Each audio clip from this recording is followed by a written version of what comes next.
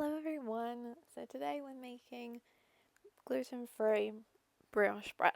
So this is my first time making gluten-free brioche bread, so you're coming on the experiment with me to see how this turns out. Obviously I know how it turns out. It turned out quite well, and there's definitely some changes I'd make, and I'll make that obvious to you along the way. So the first thing I started out with is some almond milk, so it's gluten-free and dairy-free for me. So I started it out with 50 grams of almond milk, and I just heated that up in the microwave for 30 seconds to get it to a warm temperature, not too hot or it'll kill your yeast, but hot enough that it helps the yeast kind of grow. And it's quite cold the day that I'm doing this. It's a little bit chilly where I'm at, so it definitely needed the milk to be warm.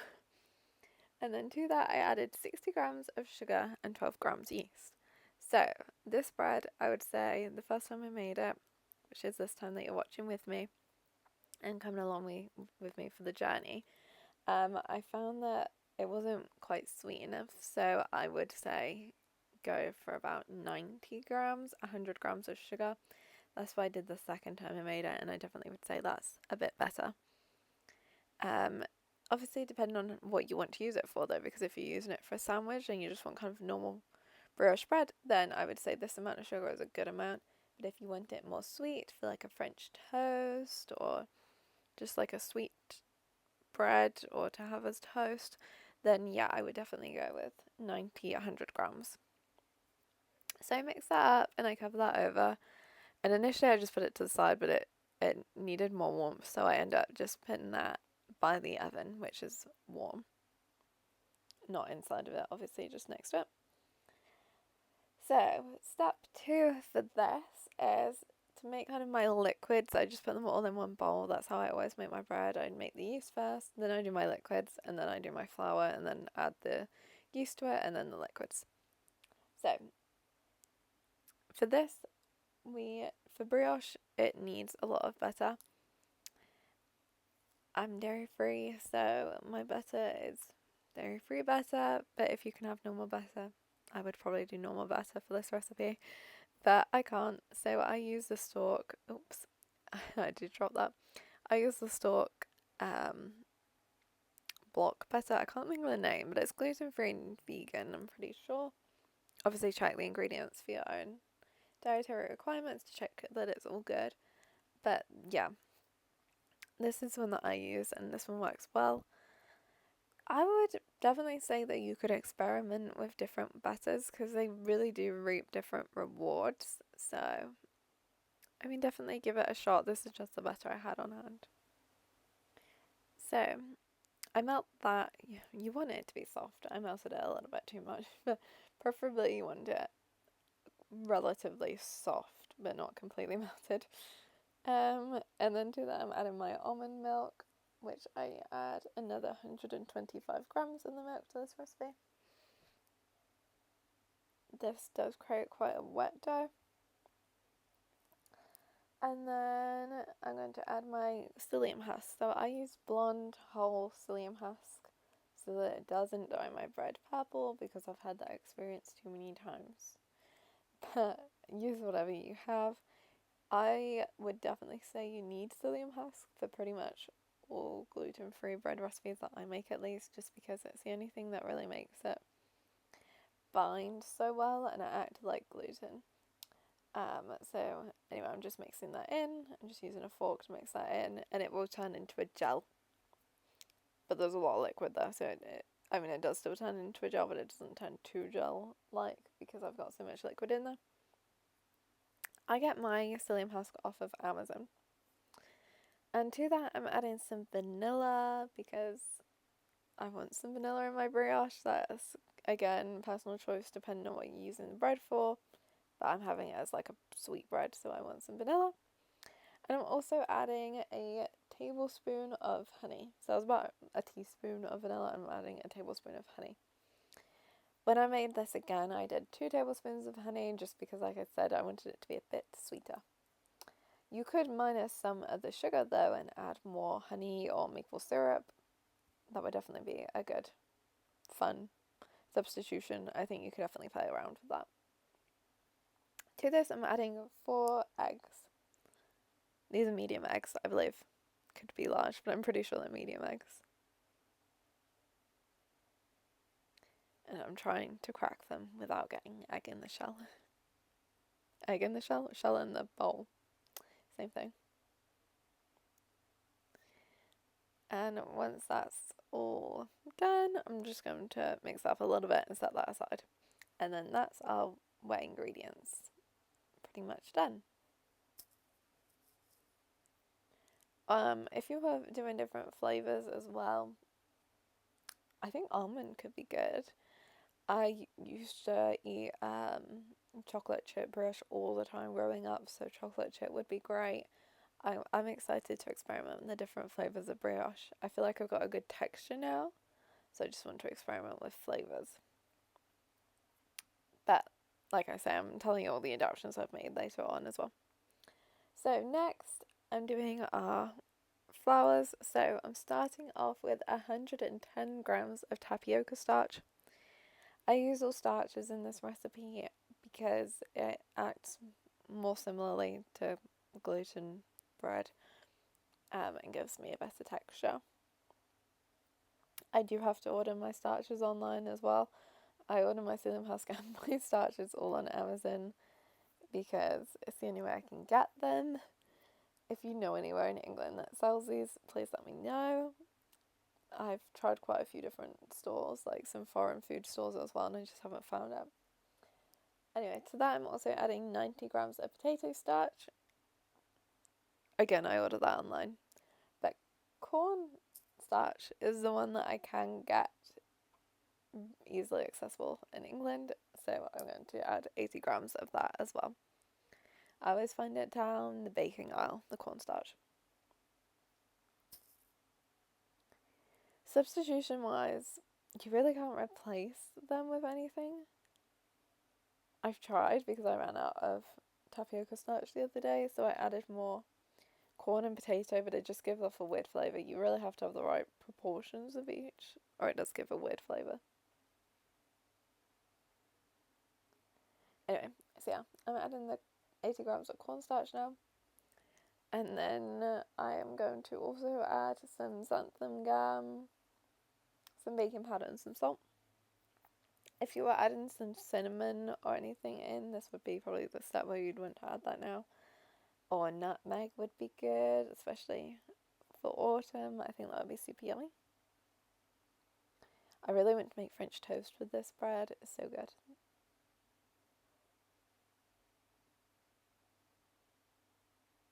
And I do have my KitchenAid ready with the dough hook on. That's how I'm going to mix it. So I add a teaspoon about worth of xanthan gum. And I'm going to add about 2 teaspoons worth of baking powder. That looked more like a teaspoon, to be honest with you, but it is meant to be 2 teaspoons.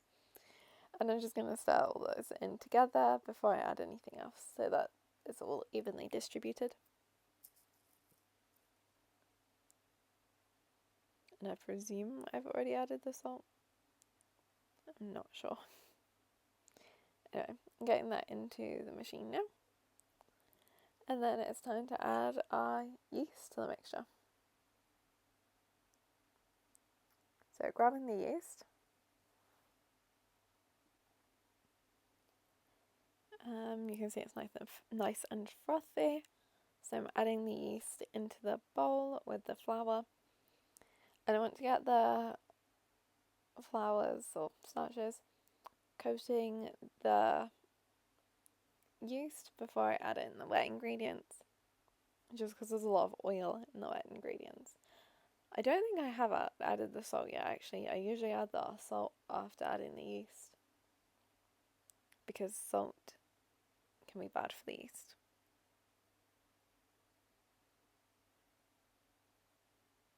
So I'm just trying to get all of that out because the sugar's in there. Oh, that was something else. I would probably only add a little bit of sugar in with the yeast mixture and then add the rest of the sugar in with the starches, because it gets a bit stuck to the bottom of the bowl otherwise,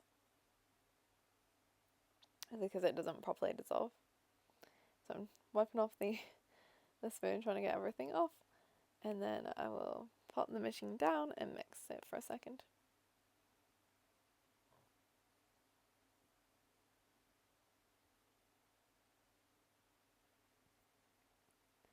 So after our yeast is in and mixed through, it's time to add the wet ingredient bowl that we made, so our eggs, milk, butter and all of that.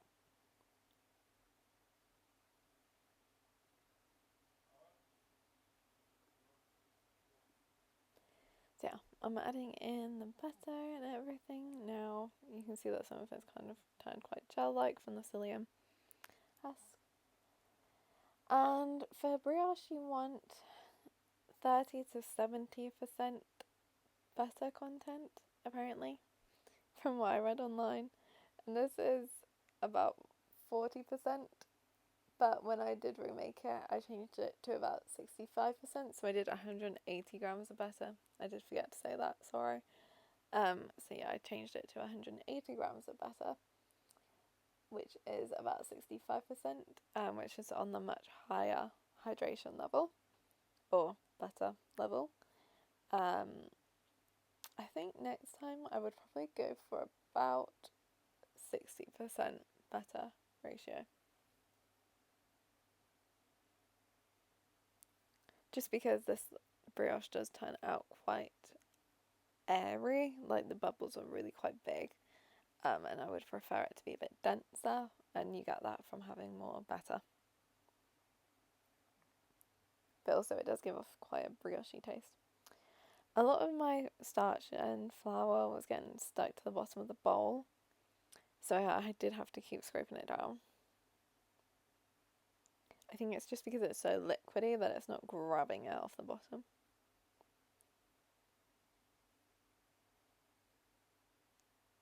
So I put it back on to mix after scraping down the bowl.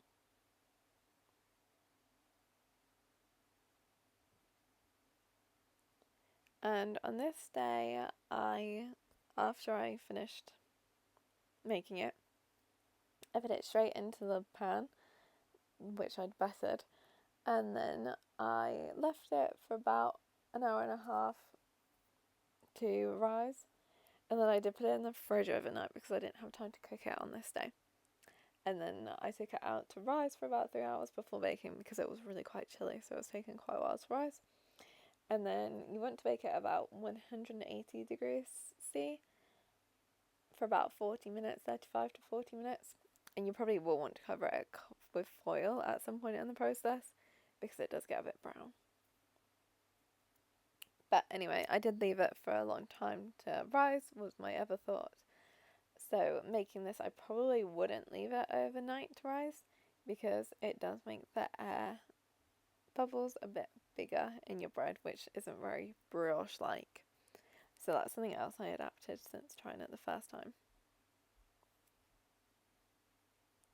So in the background you can see me buttering out the pan, ready for the brioche to go into.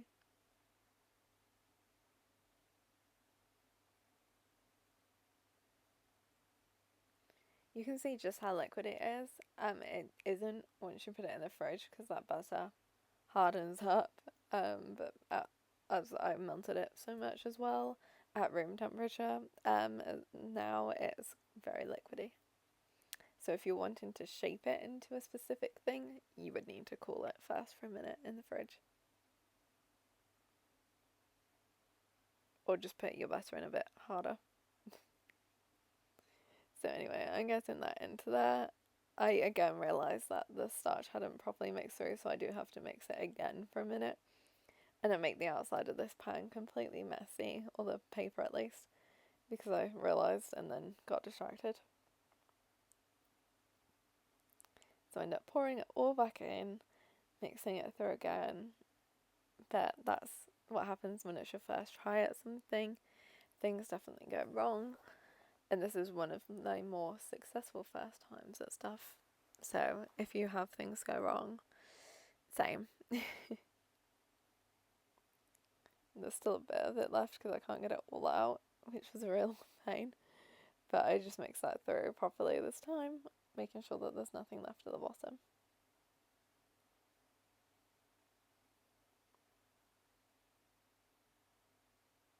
And on the bright side, all the brioche that's left in the pan at the moment holds it down and makes it keep its shape a little bit more.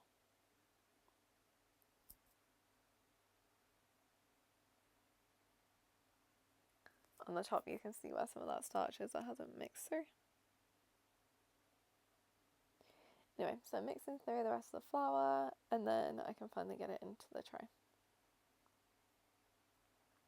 So yeah, if I was recommending how you should actually rise it rather than how I rose it the first time, I would recommend you just rise it for an hour and a half at room temp and then bake it. You'll know because it will be kind of at this perfect point where it's doming and it's doubled in size, but it's not super air bubbly, and you can kind of press on it and it will bounce back a little bit. If you leave it too long, which I've done another time since then, it will completely bubble over. It was an accident. I went out and I left it for like 2.5, 3 hours, and it was just a disaster. It still tasted good, but it was a disaster. Anyway, so I can finally get this into the pan now. And this is just a small, well, like a normal loaf pan.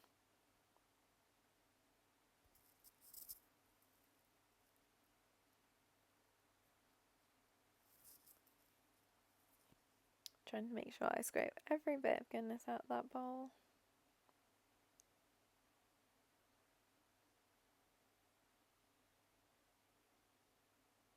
And then I do flatten it as much as I can on the top with my knife, especially because I made such a mess of it. I'm trying to clean it up a little bit.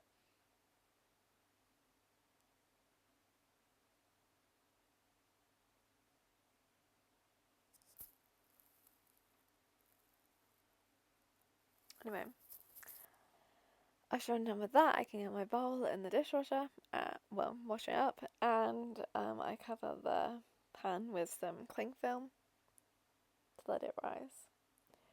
We'll cover it quite loosely with the cling film though, so that it has space to rise.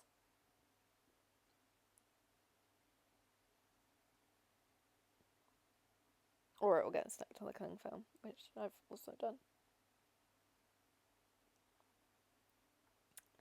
Baking in general is just a whole lot of experimenting, but with gluten-free baking it feels even more experimental.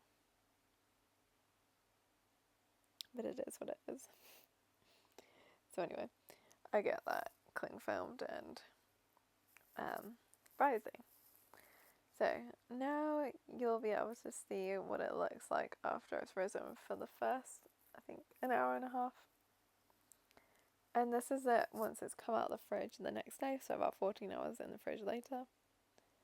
This is it after it's risen for about 3 hours, and this is it going into the oven. And then here it is out the oven after baking for 40 minutes at 180 C. And I did cover it with some foil. As you can see, the top looks really good, but it does collapse a little bit, but not too much. Not too problematic at all. And you can see the sides, it's perfectly golden and delicious. And here's me cutting it. So you can hear the nice crust. It's really good. And how squishy it is.